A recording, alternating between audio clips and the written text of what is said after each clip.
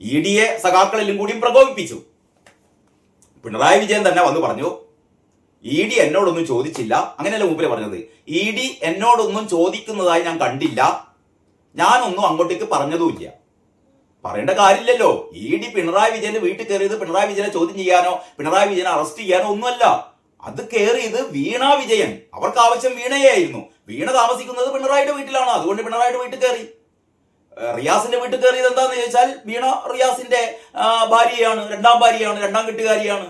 അപ്പം അവിടെയും അന്വേഷിക്കണമല്ലോ. കാരണം രേഖകളൊക്കെ ചിലപ്പോൾ അവിടെയും വെച്ചിട്ടുണ്ടാവുമല്ലോ. അപ്പൊ ഇത് കരിമണൽ കർത്തായിൽ നിന്ന് വീണ വാങ്ങിയ 2.78 കോടി രൂപ അതെന്തൊക്കെ ചെയ്തു, എവിടെയൊക്കെ നിക്ഷേപിച്ചു, അതിനോട് എന്തൊക്കെ സാധനങ്ങൾ വാങ്ങി, അതിൽ എത്രത്തോളം കള്ളപ്പണമുണ്ട് തുടങ്ങിയ കാര്യങ്ങൾ അന്വേഷിക്കാനാണ് ED റെയ്ഡ് നടത്തിയത്.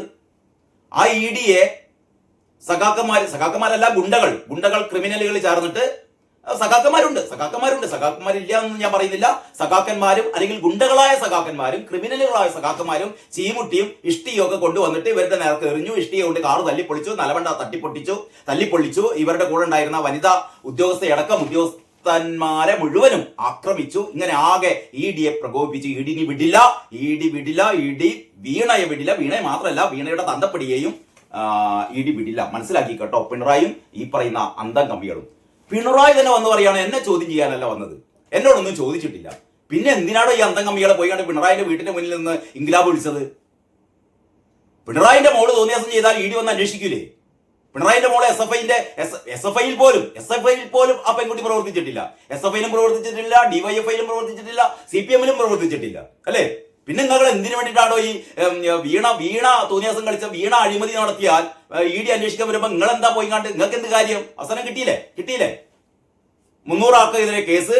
ഏതാണ് എനിക്ക് തോന്നുന്നു 22 ആൾക്കാർ ഇതുവരെ പിടിയിലായി. വധശ്രമത്തിന് കോടതി ജാമ്യം പോലും കൊടുത്തിട്ടില്ല എന്ന് പറയാൻ ജീവിതകാലം മുഴുവൻ ഈ പിണറായിന്റെ മോക്ക് വേണ്ടിയിട്ട് തല്ലുകൊണ്ട് അവസാനം ജീവിതം മുഴുവൻ കോഞ്ഞാട്ടയായി ഈ 22 ആൾക്കാരുടെ. അല്ലേ? നിങ്ങൾ നന്നാവൂല, നിങ്ങൾ കഴിക്കാൻ നന്നാവൂല. ഏതായാലും ഈ വാർത്ത എങ്ങനെയാണ്? കരിമണൽ ഖനന കമ്പനിയായ CMRLും വീണയുടെ കമ്പനിയായ എക്സാലോജിക്കും തമ്മിലുള്ള മാസപ്പടി കേസിൽ ബാങ്ക് ലോക്കറുകൾ പരിശോധിക്കാൻ എൻഫോഴ്സ്മെന്റ് ഡയറക്ടറേറ്റ് അഥവാ ED ഒരുങ്ങുന്നു. വീണയും CMRL joint managing director Sharan S കർത്തായുമായും ബന്ധപ്പെട്ട 7 ബാങ്ക് ലോക്കറുകളുടെ വിവരങ്ങൾ ED ശേഖരിച്ചു. ഈ ലോക്കറുകൾ ഇനി അന്വേഷണ സംഘത്തിന്റെ സാന്നിധ്യത്തിൽ മാത്രമേ തുറക്കാൻ പാടുള്ളൂ എന്ന് ബാങ്കുകളെ അറിയിച്ചു. ആരെങ്കിലും സ്വന്തം നിലയിൽ ഇവ തുറക്കാനെത്തിയാൽ EDയെ അറിയിക്കണമെന്ന് നിർദ്ദേശിച്ചിട്ടുണ്ട്. ചുരുക്കി പറഞ്ഞാൽ വീണയുടെ ഈ ബാങ്ക് ലോക്കറുകൾക്കും പൂട്ട് വീണു. അക്കൗണ്ടുകൾ മരവിപ്പിച്ചു, ബാങ്ക് ലോക്കറുകൾക്കും പൂട്ട് വീണു. ഇനി അടുത്ത് സംഭവിക്കാൻ പോകുന്നത് വീണയെ കൊച്ചി ഓഫീസിലേക്ക് വിളിക്കും, വിശദമായ ചോദ്യം ചെയ്യാൻ വിസമ്മതിച്ചാൽ അറസ്റ്റ് ചെയ്ത് കൊണ്ടുപോയി കണ്ട് ചോദ്യം ചെയ്യും. അത് കഴിഞ്ഞാൽ 10 വർഷം ഞാൻ കഴിഞ്ഞ വീഡിയോ പറഞ്ഞിരുന്നു, 3 വർഷം മുതൽ 10 വർഷം വരെ തടവ് ശിക്ഷ വീണക്ക് ഉറപ്പായി എന്ന് തന്നെ നമുക്ക് കരുതണം. ഒരുപക്ഷെ ED മെല്ലെപ്പോക്കായിരുന്നു ED ഉദ്ദേശിച്ചതെങ്കിലും സഖാക്കന്മാര് അവരുടെ കൈക്രിയ കൊണ്ട്, അവരുടെ തോന്നിയാസം കൊണ്ട് അതൊന്ന് സ്പീഡപ്പ് ആക്കിയിരിക്കുകയാണ്. ഏതായാലും സഖാക്കൾ ചെയ്തത് നന്നായി കേട്ടോ. പതുക്കൊന്നും പോണ്ട, വീണയെ വേഗം പിടിച്ച് അകത്തിടി ED എന്നാണ് ഇറ്റിങ്ങൾ ശരിക്കും പറഞ്ഞത്. അതാണ് സംഭവിക്കുന്നത്. അതിനിടയിൽ നമ്മുടെ ഐസക്കും ബേബി സഖാവും കൂടി പറയുന്നുണ്ട്, വീണയെ മാത്രം പിടിച്ചാൽ പോരാ, കാരണഭൂതത്തെയും പിടിക്കണം. ആരാ പറയുന്നത്? CPMന്റെ സമുന്നത നേതാക്കളാണ് പറയുന്നത്. വീണയെ മാത്രം പിടിച്ചാൽ പോരാ, കാരണഭൂതത്തെയും പിടിക്കണം. ഡയറക്റ്റ് ഇങ്ങനെ പറയാതെ ഇവർ പറയുന്നത് എന്താണെന്ന് വെച്ചാൽ, കരിമണൽ കർത്തായുടെ ആ കോഴ കൊടുത്ത ലിസ്റ്റില് RC ഉണ്ട്, PK ഉണ്ട്, VD ഉണ്ട്, KC ഉണ്ട്, അങ്ങനെ കുറെ പേരുകളൊക്കെ ഉണ്ട്, OC ഉണ്ട്. അക്കൂട്ടത്തിൽ അതിന്റെ ഒന്നാമൻ PV ഉണ്ട്. അപ്പൊ ഇവര് പറയുന്നത്, ഐസക്കും ബേബിയൊക്കെ പറയുന്നത്, പോയി കണ്ട് RCയെ പിടിക്കട്ടെ, രമേശ് ചെന്നിത്തലയെ പിടിക്കട്ടെ, PKനെ പിടിക്കട്ടെ, PK കുഞ്ഞാലിക്കുട്ടിയെ പിടിക്കട്ടെ എന്ന് പറഞ്ഞാൽ ഇവരെ രണ്ടാളെയും പിടിക്കാൻ പോകുന്ന ED ആദ്യം പിടിക്കേണ്ടത് PVയെയാണ്. അല്ലെ? ആ PV ഞാനല്ല എന്ന് ഈ PV പറഞ്ഞുകൊണ്ടൊന്നും കാര്യമില്ല. എന്ന് പറഞ്ഞാൽ ബേബി സഖാവും ഐസക് സഖാവും EDയോട് പറയുകയാണ്, നിങ്ങൾ വീണയെ മാത്രം പിടിച്ചാൽ പോരാ, നിങ്ങൾ പോയി കണ്ട് ആരെ പിടിക്കണം? ഈ പറയുന്ന PV എന്ന് പറയുന്ന പിണറായി വിജയനെ കൂടി പിടിച്ചാൽ മാത്രം പോരാ, 10 വർഷം പോയി കണ്ട് ഈ എന്താ പറയാ ജയിലിലാക്കണം എന്ന് പറയുന്നത് ആരാണ്? സഖാക്കളാണ്. എന്ന് പറഞ്ഞാലേ CPMല് പൊട്ടിത്തെറിയാണ് CPMൽ. അതിന്റെ ബാക്കിയാണ് ഇപ്പൊ കാണുന്നത് നമ്മള്. അപ്പൊ ഏതായാലും കേസിൽ ED അന്വേഷണം തുടരാനുള്ള ഹൈക്കോടതി ഉത്തരവിനെതിരെ CMRL നൽകിയ അപ്പീൽ നാളെ പരിഗണിക്കും. മറ്റൊരു കാര്യമുള്ളത്, CMRL ഈ അന്വേഷണമൊക്കെ സ്റ്റേ ചെയ്യണമെന്ന് വീണ്ടും ഒരു ഹർജി ഹൈക്കോടതി ഡിവിഷൻ ബെഞ്ചിൽ കൊടുത്തിരിക്കുകയാണ്. അത് നാളെയാണ് അത് പരിഗണിക്കാൻ പോകുന്നത്. അതൊരു പക്ഷേ ഹൈക്കോടതി പരിഗണിച്ചു കഴിഞ്ഞാൽ കുറച്ച് നാളത്തേക്കും കൂടി ചിലപ്പം വീണക്ക് ഒരു ഇളവ് കിട്ടിയേക്കും. പക്ഷേ ഇ ഡി വിടില്ല. കാരണം ഇ ഡി സമർപ്പിക്കാൻ പോകുന്ന റിപ്പോർട്ടിൽ ഇ ഡിയെ ആക്രമിച്ചത് അല്ലേ വേറെ എവിടെയും കേട്ടിട്ടുണ്ടോ? നേരത്തെ നമ്മൾ എവിടെ കേട്ടിട്ടുണ്ട്? നമ്മളെ ബംഗാളിൽ കേട്ടിരുന്നു.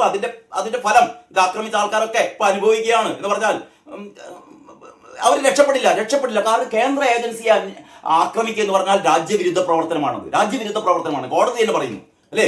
ഇ ഡിയെ ആക്രമിക്കുക എന്ന് പറഞ്ഞാൽ ഇ ഡിക്ക് നേരെ ചീമുട്ട് എറിഞ്ഞാലും IP ബിനു എന്ന് പറയുന്ന CPM നേതാവ് പറഞ്ഞത് പാർട്ടി എന്നിൽ ഏൽപ്പിച്ച ഉത്തരവാദിത്വം നിറവേറ്റിയെന്ന്. അപ്പോൾ പാർട്ടിയാണ് തന്നെ ഈ നേതൃത്വം ഏൽപ്പിച്ചത്. CPM എന്ന് പറയുന്ന കേരളത്തിലെ രാഷ്ട്രീയ പാർട്ടി അതിന്റെ തലമൂത്ത നേതാവിനെ ഒരു ദൗത്യം ഏൽപ്പിക്കുകയാണ്. ഇ ഡിക്കാർ വന്നാൽ ഇ ഡിക്കാരെ ചീമുട്ട് എറിയണം. വേറെ കുറെ ആൾക്കാരെ പറഞ്ഞേൽപ്പിച്ചു ഇഷ്ടിക കൊണ്ട് അവരുടെ കാറൊക്കെ അടിച്ചു തകർക്കണം. വേറെ കുറെ ആൾക്കാരെ പറഞ്ഞേൽപ്പിച്ചു കാറൊക്കെ എറിഞ്ഞ് അടിച്ചു തകർത്താൽ അതിനുള്ളിലുള്ള ഇ ഡി ഉദ്യോഗസ്ഥന്മാരെ കൈകാര്യം ചെയ്യണം. ഈ പാവങ്ങൾ ഇതൊക്കെ ചെയ്തു. പോലീസ് പിടിച്ചു. ആദ്യം പറഞ്ഞത് ഞങ്ങളെ ഏരിയ കമ്മിറ്റി ലോക്കൽ കമ്മിറ്റി ഓഫീസിൽ കയറാൻ പാടില്ല. പാളയത്തെ ലോക്കൽ കമ്മിറ്റി ഓഫീസിൽ ഇനി ഗുണ്ടകളും ക്രിമിനലുകളും ഓടിക്കേറിയത്. അല്ലെങ്കിൽ പാർട്ടി ഓഫീസ് എന്ന് പറഞ്ഞാൽ ക്രിമിനലുകളുടെയും ഗുണ്ടകളുടെയും താവളമാണ്. അപ്പോഴാണ് ബ്രിട്ടാസ് ഒക്കെ പറഞ്ഞ് ഇങ്ങോട്ടേക്ക് കയറണ്ട, ഞങ്ങൾ അങ്ങോട്ടേക്ക് തരാം. ഏതായാലും പോലീസ് സംയമനം പാലിച്ചു, കാത്തിരുന്നു. ഇവരുടെ ലക്ഷ്യം എന്ന് പറഞ്ഞാൽ പോലീസ് ഇരച്ചു കയറണം. അപ്പം ഈ എന്താ പറയാ ഈ പ്രവർത്തകരൊക്കെ പ്രതിരോധിക്കും, ഏറ്റുമുട്ടും, ഇവരുമായി നല്ലൊരു കയ്യാങ്കളി നടക്കും. അവസാനം പോലീസ് വെടിവെക്കുമ്പോൾ 2-3 ചാകും. ചത്തു കഴിഞ്ഞാൽ ഹാപ്പിയായി. കാരണം ഇവർക്ക് രക്തസാക്ഷികളെ കിട്ടി. ഏതായാലും അതിനി സംഭവിക്കാൻ പോകുന്നില്ല. അത് ഏതായാലും വളരെ കൃത്യമായി VD സതീശൻ സർക്കാർ നമ്മൾ ചെന്നിത്തലയെ ഇത് ആദ്യ കേൾവി തന്നെ ചെന്നിത്തലയുടെ പോലീസ് ചെയ്തത് ശരിയായില്ല, ഇങ്ങനെയല്ല ചെയ്യേണ്ടത്, ഇരച്ചു കയറണം എന്നൊക്കെ പറയും. ആരായാലും പറഞ്ഞു പോകും. പക്ഷേ വളരെ കൃത്യമായി പോലീസ് സംയമനം പാലിച്ചുകൊണ്ട് മാത്രം അനിഷ്ട സംഭവങ്ങൾ ഒഴിവായി. അതല്ലെങ്കിൽ CPMകാർ ആഗ്രഹിച്ച പോലെ ഇവിടെ ആകെ പ്രശ്നമാകുമായിരുന്നു. ഏതായാലും പോയി. പോലീസുകാർ ഇതുവരെ ഒരു 22 പേരെ വധശ്രമത്തിന് കേസെടുത്തിട്ടുണ്ട്. 300 പേർക്കെതിരെ കേസും എടുത്തിട്ടുണ്ട്.